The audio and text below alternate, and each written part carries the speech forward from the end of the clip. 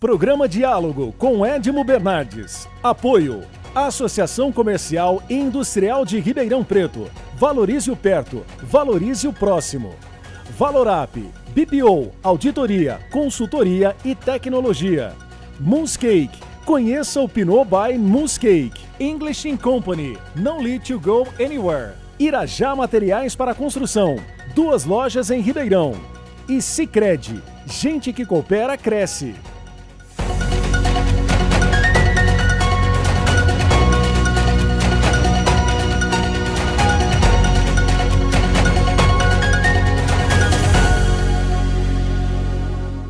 Olá, estamos iniciando mais um diálogo e hoje dispensa apresentações, recebendo o jornalista filósofo Carlos Alberto Sardenberg. Obrigado por me receber e obrigado por falar comigo, Sardenberg. Eu que agradeço, muito obrigado aí. Bom participar aí do seu programa. Obrigado. Sardenberg, eu quero falar de economia, porque ontem eu não posso nem falar ontem, porque ninguém vai saber o dia que a gente está gravando isso, mas na coluna da CBN, você estava ontem com o Milton de manhã, você estava falando sobre as cortes de despesas por parte do governo, principalmente se tratando da reforma tributária. A primeira pergunta que eu queria te fazer é o seguinte: era necessária a reforma tributária? Ou seja, o teto de gastos estava obsoleto? Bom, são duas coisas separadas aqui, né? O teto de gastos ele tinha a ver com a gestão do orçamento. Foi uma medida proposta lá no governo Temer e tem a ver com a gestão do orçamento, né? Qualquer que seja a quantidade ou tipo de impostos existentes, né? Então, você tem uma determinada receita e uma determinada despesa. O que o teto de gastos tinha como objetivo era controlar essa despesa dentro da receita. E a regra, eu gostava muito da regra e achava que não havia necessidade de mudar, porque a regra dizia o seguinte: para que, quer dizer, considerando que havia no Brasil já de muitas décadas uma tendência de o gasto público aumentar além da arrecadação, né? Nós sempre tínhamos mais gastos do que arrecadação. Então, a ideia era de chegar a um equilíbrio, começar a chegar a um equilíbrio, estabelecendo o seguinte: que o gasto de um ano deveria ser igual ao ano anterior, mais a inflação. Então, você veja, não haveria uma redução do gasto público, mas uma manutenção em um determinado nível, acho que por 10 anos, por exemplo, né? Então, essa era a ideia do teto de gastos. Eu achava muito boa, porque é de uma simplicidade clara, uma simplicidade que é fácil das pessoas entenderem, dos gestores entenderem. Quer dizer, quanto eu posso gastar? O que se gastou o ano passado, mais a inflação. Gastou 100, a inflação foi 4, você pode gastar 104 nesse ano. Então, era essa a regra do teto de gastos. Como você percebe, essa regra ela procura estabilizar a despesa pública ao longo do tempo, né? E se supõe que, estabilizada a despesa, o país crescendo, a receita crescendo, a gente vai começar a ter até superávit nas contas públicas. Bom, o que o governo do presidente Lula, o que o Haddad fez, foi jogar fora. Quer dizer, na verdade, o teto de gastos já havia sido destruído no governo Bolsonaro. Não assim explicitamente, mas com uma sequência de truques, né? Que era assim: qual é o limite meu de gasto esse ano? Esse gasto, o limite é 104. Bom, mas eu preciso pagar os precatórios. Não, se você for gastar mais 20 para pagar o precatório, você estoura o teto, aí tem que cortar a outra despesa. E se eu conseguir fazer uma lei dizendo que o pagamento de precatórios está fora do teto? É um puxadinho, não está no teto. Então, eles foram criando várias exceções, vários tipos de despesas que ficavam fora do teto. Agora, o fato de ficar legalmente fora do teto não quer dizer que você não gastava. Você gastava e fazia déficit, né? Bom, é assim a prática do teto foi sendo esculhambada. Quando entrou o governo Lula, o teto já estava esculhambado e o Haddad resolveu, então, estabelecer uma nova regra, que é o tal do arcabouço fiscal. Só que o arcabouço fiscal ele partiu de uma regra dizendo o seguinte: a despesa vai aumentar.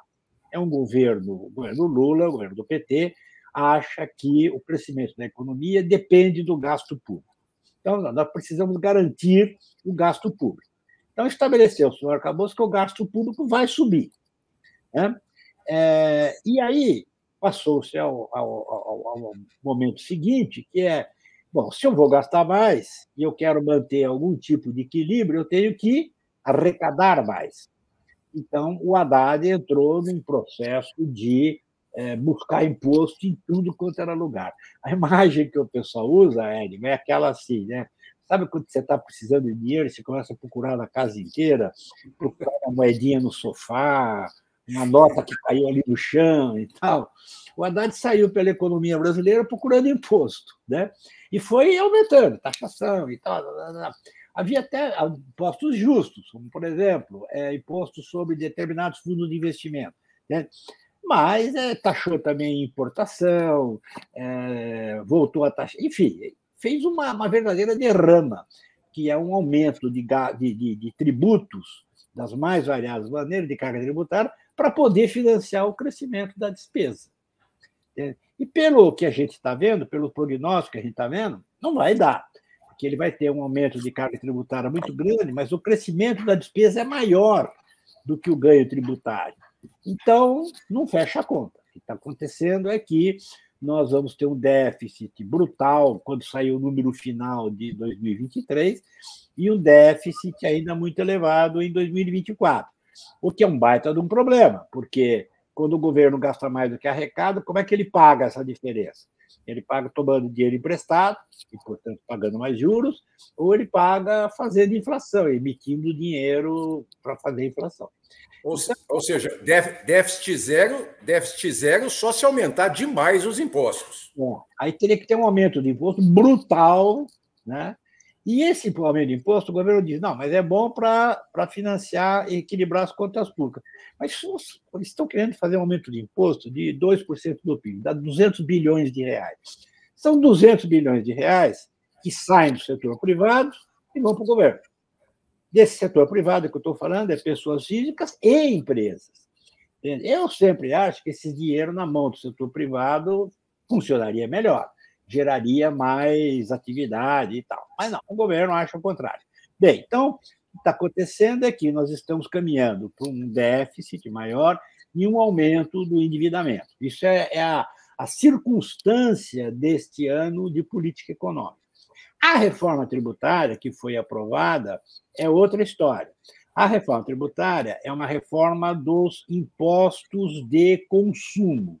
São 5 impostos que incidem sobre o consumo, que é o IPI, o PIS/COFINS, Imposto Industrial, o ICMS, que é estadual, os 3 primeiros são federais, o ICMS, que é estadual, e o ISS, que é municipal. São 5 impostos sobre as mesmas coisas. No limite é isso. Quer dizer, então, o contribuinte é atormentado por pagar várias vezes sobre a mesma atividade econômica, né? Então, a ideia dessa reforma é pegar esses 5 impostos e transformar em 2, né? E com uma outra circunstância muito boa, uma medida muito boa, que é o seguinte: hoje, cada estado regula o seu ICMS. Então, você vai pegar uma caneta esferográfica. A caneta esferográfica vai pagar, estou chutando os números, mas é assim, paga 20% de ICMS no estado, 30% no outro, 14% no outro, 12% ali e tal. Você imagina uma empresa que vende caneta esferográfica. Entende? Ela vai vender no Amazonas, aí é um imposto. Vai vender no Pernambuco, aí é outra taxa. Então o que eles fazem? Eles estão unificando esses impostos e botando uma alíquota só. Então, a caneta esferográfica, 17%, ponto final. Tá? Então, essa reforma tributária, ela tem a ver com o longo prazo, mudar o sistema tributário brasileiro. E, nesse aspecto, é uma ótima reforma, porque Imagina do ponto de vista do contribuinte. Você pagava 5 vezes, você vai pagar 2 impostos, e fáceis de pagar, né? Com alíquota definida, regra clara e tal, e que não muda toda hora. Então, essa é uma reforma importante, mas ela não muda a estrutura da política econômica, né? Porque nós estamos falando, bom, agora eu vou arrecadar da seguinte maneira, tá. O que o governo está dizendo é o seguinte: ok, eu vou pegar essa arrecadação e vou gastar. É isso que está acontecendo. Então, uma coisa é uma política, um nível de política econômica do governo.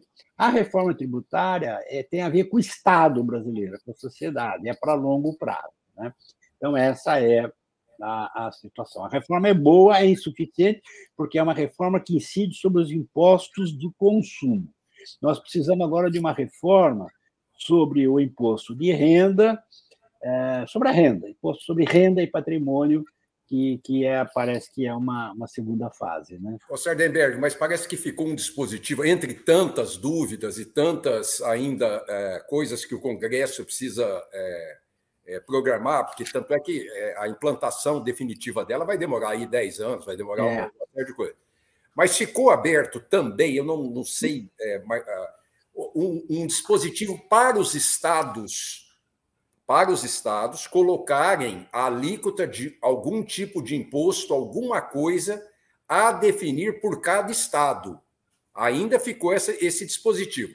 Primeiro, eu pergunto para você o que você pensa disso. Segundo, seria mais um imposto, ou seja, o que era para reduzir de 5 impostos para 1 ou 2, vai acabar ficando com 3 ou 4? Não, o que aconteceu foi que, por causa de pressões políticas, abriram-se exceções a algumas regras. Então, por exemplo, a ideia era que todo mundo pagasse o mesmo imposto sobre consumo de, digamos, 22%. Né? Aí começou a disputa lá no Congresso, né? Vem lá um setor e diz assim: não, mas o meu setor é muito importante, eu não posso pagar 22, eu quero pagar 15. Então, tá bom, esse setor em especial vai pagar 15. Aí vinha outro e falava: olha, eu estou numa situação de crescimento e tal, eu não posso pagar 22, eu quero pagar menos e tal. Aí vem a Zona Franca de Manaus, que também não vai pagar. Então, criaram-se algumas exceções para determinados setores, né? E isso está na lei. Está errado, e houve uma preocupação em limitar esse número de exceções, mas saíram várias exceções, e isso diminui a eficácia da reforma, né? Você continuará pagando 2 impostos, mas aí vai mudar a alíquota, né? Então, você paga. O geral é 22, mas esse setor é tanto, esse setor é aquele outro e tal. E o que faz com que a alíquota média suba. Porque se todo mundo pagar 22%, ok. Mas se um paga 22% e o outro paga 12%, tem que subir esse 22%, né? Para compensar o que perdeu ali. Então, o que aconteceu é que a alíquota única ela está subindo por causa das isenções que foram aprovadas. Mas é um pecado da reforma, mas é um pecado venial. Quer dizer, no conjunto, ela funciona. Agora, outra coisa do Estado, que ele querer mexer, aí seria um tiro no pé, porque a cobrança desse imposto de consumo, esse imposto sobre serviços e bens, ele vai ser cobrado no destino. Entende? Hoje é meio bagunçado, mas o princípio é na origem. Então, eu pego um produto, algo fabricado em São Paulo, e mando para Minas. Cobro o ICMS em São Paulo. Né? Aí Minas resolve cobrar também, e aí vai aumentando a carga. Então, a regra que vai passar a ser é de que o imposto é cobrado onde ele é consumido, o que faz sentido. Né? Então, se um Estado resolve aumentar o seu ICMS, ele está prejudicando os seus próprios contribuintes. Tá certo? Hoje, por exemplo, o produto sai de São Paulo e vai para Pernambuco. Se o governo de São Paulo aumenta o imposto aqui, ele ganha a receita e ferra o consumidor lá de Pernambuco. Agora, quando você diz o imposto é cobrado no destino, se o governo de Pernambuco quiser aumentar o imposto, ele aumenta.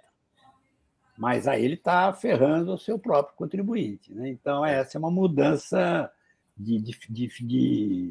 a filosofia do sistema é importante, né? Eu vou chamar o intervalo rapidinho, daqui a pouquinho a gente está de volta. Até já!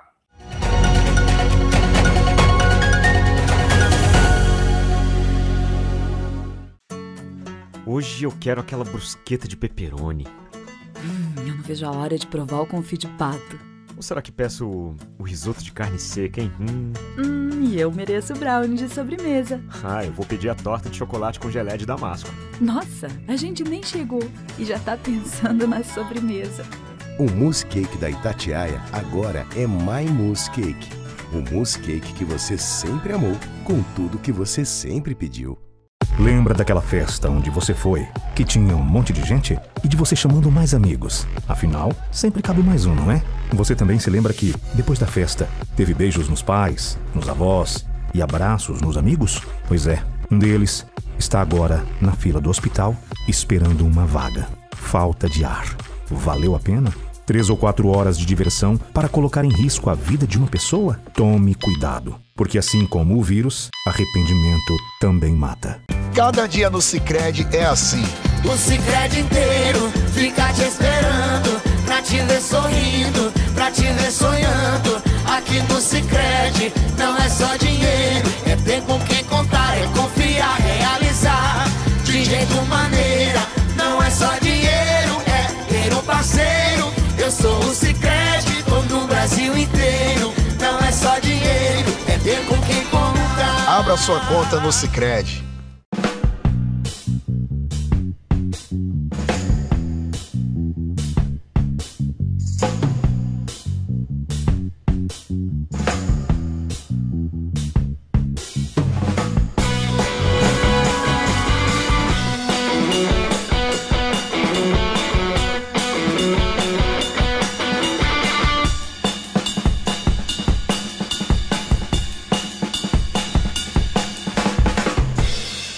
Reforma ou construção. Conte com o Irajá Materiais para Construção, a melhor escolha para garantir o sucesso de sua obra. Irajá, 2 lojas em Ribeirão. Acesse depositoirajá.com.br.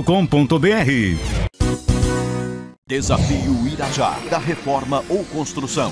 Melhor qualidade, rapidez na entrega, maior economia. Quem pode, faz melhor e garante. Irajá Materiais para Construção. Diálogo, apoio, ACIP, Valorab, Mousse Cake, English Company, Irajá Materiais para Construção e Sicredi. Estamos de volta com o segundo bloco, recebendo o jornalista Carlos Alberto Sardenberg. Estamos falando aí da reforma tributária. Sardenberg, o Boletim Focus diz que nós não teremos resultado primário no Brasil até 2026. Isso está no Boletim Focus. Bom, se nós não vamos ter resultado primário até 2026, como que não aumenta, então, a carga tributária? Mas pode aumentar, a carga tributária aumenta, ela está aumentando. Ela está aumentando e aumentando expressivamente. Está aumentando expressivamente, em todos os aspectos, entende? Agora, você pode ter déficit e não aumentar a carga tributária, você pode aumentar a dívida. Você pega uma família que gasta mais do que arrecada, né? Ela fica com um buraco no fim do mês de R$20 mil. Né? Ela pode entrar no cheque especial, né? Ou pode dar um jeito de arranjar uma receita extra de R$20 mil. Né? O governo é a mesma coisa. Como é que eu vou pagar essa diferença? Eu posso tomar dinheiro emprestado, eu posso aumentar imposto. Né? Então, o governo, na verdade, o governo federal está fazendo as duas coisas. Ele está aumentando o imposto e está aumentando a dívida também. Tanto que quando a gente olha a longo prazo, você vê tanto aumento da dívida quanto aumento do imposto. Né? Mas é importante lembrar que uma hora a conta chega, né? Bom, outra coisa, os municípios, antigamente, antes do teto fiscal, e da distribuição de impostos como estava, antes disso, os municípios, principalmente os municípios, tinham que ficar pedindo pinico toda hora para o governo federal. Toda hora tinha que ir lá, porque nunca o orçamento dava. Aí, quando distribuiu verba para a educação é tanto, verba para a saúde é tanto, etc. e tal, amenizou muito a situação dos municípios em relação à necessidade do dinheiro. Não que resolveu, amenizou. Agora está me parecendo que vai voltar o pinico. Você tem essa impressão, não? Olha, essa história é bastante complexa, porque quando houve, desde lá atrás, na Constituição de 88, quando definiu lá o sistema federativo, houve um privilégio bastante grande para os municípios. Aumentou a participação dos municípios em detrimento da participação federal, né? E os municípios, então, tiveram um aumento de renda depois de 88 e depois das reformas que se fizeram, reformas feitas em seguida. Então, num primeiro momento, houve um ganho tributário para os estados e municípios, uma descentralização. Que é boa. O problema, Ed, é o seguinte, é que quando a gente olha os números de longo prazo, a maior parte dos municípios, mas a maior parte dos municípios, gastou em pessoal. Então, quando você olha hoje a estatística, você vê o gasto de pessoal dos municípios subindo. Quer dizer, houve receita e eles aumentaram os gastos com o pessoal, contrataram mais gente. As cidades no Brasil, que o empregador de última instância é a prefeitura. O prefeito ganha eleição e fica no cargo dando emprego, abrindo emprego, etc. E aí, o que aconteceu? E acabou o dinheiro. Então, por exemplo, eu estava vendo ontem, por acaso, não os dados dos municípios, mas dos governos estaduais, cuja estrutura é parecida. Mas, por exemplo, as despesas dos governos estaduais aumentaram de 22 para 23. Né? E qual a despesa que mais aumentou? Pessoal. Dos gastos dos governos estaduais, 60% é para pagar pessoal. Então, o Estado arrecada 100, R$60 já acabou, vai direto para a folha de pessoal. Entende? Então, na verdade, sabe, 40 para investir em tudo, para todo o resto. Né? Educação, saúde, transporte, segurança. Não tinha um limite de 50% antes disso, ou é engano meu?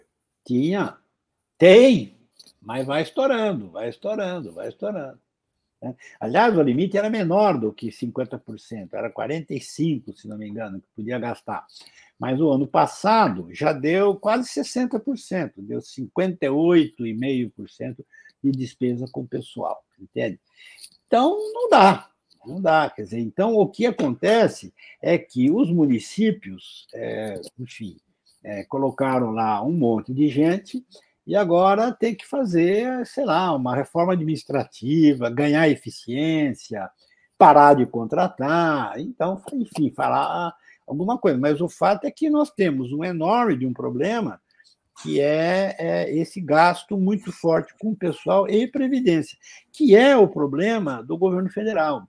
Se você pega o orçamento do governo federal, quase 80 e tantos % é dinheiro que a gente chama de dinheiro carimbado. Vai pagar dinheiro que paga pessoal, dinheiro que paga previdência. Se você tira o dinheiro de pessoal e previdência, sobra muito pouco para o governo gastar.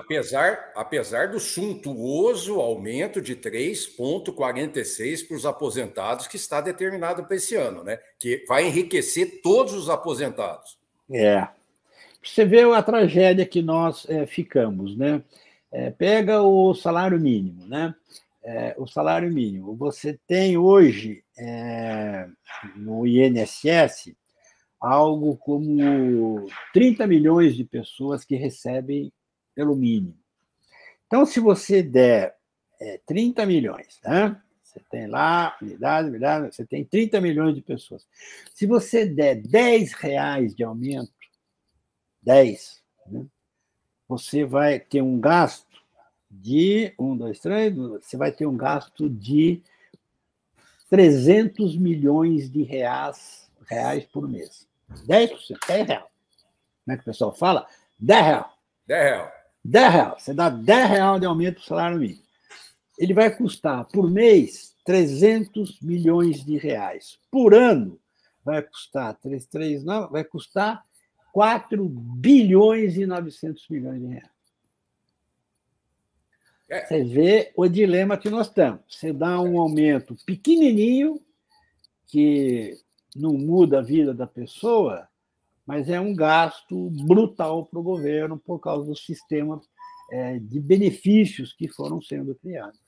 Agora, um advogado amigo meu, outro dia desse, fez uma colocação interessante. Ele falou assim, o governo contou lá na essência, na base da reforma tributária, rezava a lenda e a história que não haveria aumento de impostos. Nós vamos fazer a reforma, mas não haverá aumento de impostos. Um advogado amigo meu, e serve para mim e serve para você, estava dizendo que o prestador de serviço provavelmente vai ter que passar a canequinha no Vale do Anhangabaú, né? É que depende, né, da situação de cada setor, né? Mas quando o pessoal falava não vai ter aumento de carga, quer dizer o seguinte, você arrecada 100, vai continuar arrecadando 100. Mas a distribuição de quem paga vai mudar, certamente, né? Então, pode ser que alguns setores de serviços que não estão pagando agora tenham que pagar. Então, vai variar muito. E assim como deve ter setor que estava pagando tanto e vai pagar menos, né? Por exemplo, gente que estava pagando ICMS de 30, 35, vai pagar menos, né? Então, vai haver uma redistribuição ali do setor. Setores que pagavam menos, alguns setores de serviços, por exemplo, pagam ainda pela legislação atual, pagam menos impostos, e há outros setores super taxados, como, por exemplo, a indústria, como, por exemplo, o comércio, né? Por que o comércio brasileiro não consegue competir com os produtos chineses importados? Porque a carga tributária aqui é brutal, né? E aí você vê a tendência nossa aqui, né? Então, você tem o seguinte, uma camiseta que vem da China custa 10, uma camiseta que você compra na loja aqui custa 20. Onde é que está a diferença? Primeiro, ganhos de produtividade e tal, não sei o quê, mas a carga tributária da local é maior do que a carga tributária inclusive na mão de obra. Né? Inclusive na mão de obra. Inclusive na mão de obra. Só que aí o que você faz? Você tem dois caminhos, né? Se diminui o imposto de quem está pagando mais ou aumentar o imposto de quem está pagando menos. O que eles vão fazer? Aumentar o do que está pagando. Então, as lojas de varejo, as grandes lojas, elas reclamam. Pô, a nossa carga tributária é muito grande, a gente não consegue competir. De fato, é a grande pra caramba. Você compra uma camiseta de R$100, 50 vai para o governo, né? Para os diversos níveis. Então, e o chinês? O produto chinês? O produto chinês vem com imposto só em ICMS, 17%. Aí, bom, é desigual, certo, ok. Então, o que eu faço? Eu posso pegar o produto local e tirar os impostos do local, certo? Não. Vai cobrar o outro. Bom, Sardenberg, eu quero te agradecer. Chegamos ao final do programa, essa enorme gentileza de falar conosco e esperamos contar com você novamente. Muito obrigado. Olha, fico à sua disposição, parabéns pelo programa e conte com a gente. Até uma próxima. Pessoal, semana que vem a gente está de volta. Até lá. Programa Diálogo com Edmo Bernardes. Apoio. Associação Comercial e Industrial de Ribeirão Preto. Valorize o perto, valorize o próximo. Valorap, BPO, auditoria, consultoria e tecnologia. Moonscake, conheça o Pinot by Moonscake. English & Company, no need to go anywhere. Irajá Materiais para Construção, 2 lojas em Ribeirão. E Sicredi, gente que coopera cresce.